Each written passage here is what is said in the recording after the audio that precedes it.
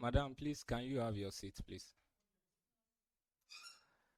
Good afternoon, the instructor and my distinguished colleagues. Good afternoon, thank you. Recent statistics from Federal Housing Authority, Federal Mortgage Bank, and United Nations Habitat has revealed that more than 60 million Nigerians do not have access to basic and affordable housing. And when we talk about basic and affordable housing, we talk about subsidized housing. Houses that are subsidized by the government, which is the primary objective of the government. Can I even ask us, please, Deco, can I even ask us, the audience, if there is anybody here that stays in government house, in a government house? And I'm aware that 30 or 40% of us here are civil servants, and we still do not have access to affordable housing, which is a problem. Secondly, the World Bank Affordability Index has specified that no individual should spend more than 30% of his or her income on housing. And if perhaps we ask us again, who among us spend less than 20 or 30% on housing here? Is there anyone? That means there are problems, major problems. What are the sources of these problems? Is this because the building materials are so expensive? Is it because of the market forces? Is it because of government failure?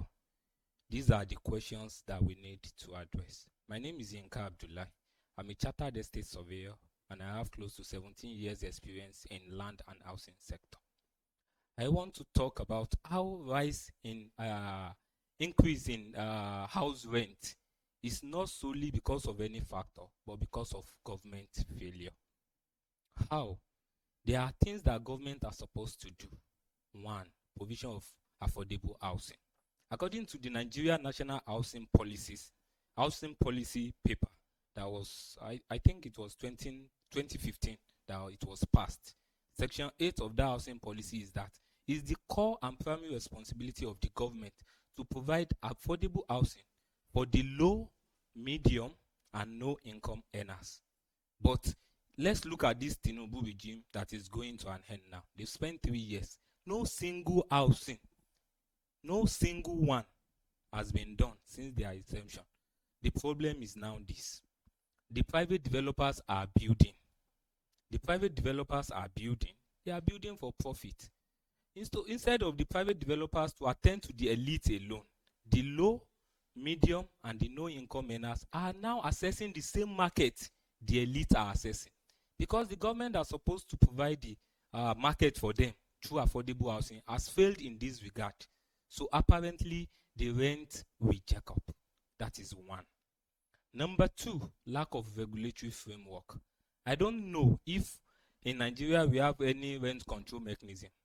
It's only in Lagos, I think 2 months ago, that they passed that into law, that landlords cannot demand 2 years rent, among other conditions. For a country that is facing housing deficit, that is facing increase in rent, and cannot even make a law to control rent, I think that's a disaster. And it falls back to weak regulatory framework. That's one part. The second part of this is those people called agents, the charlatans, the organizers, the laborers. They will give them a house to let out. They will say you pay agency. Imagine somebody renting a house of 1 million naira. They will say you pay agency 10%.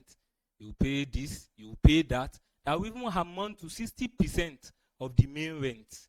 There should be control. Who will control these people? Government needs to enact laws that will deal with all this. That is number two. Now imagine you have a very good salary, stable salary, but 60% of this salary goes into housing just because of government failure. Number three, uncontrolled urbanization. Because there are no infrastructure in the suburbs, everybody tends to move to the city centers because they want to enjoy what you are enjoying in the city. Apparently, there is no housing.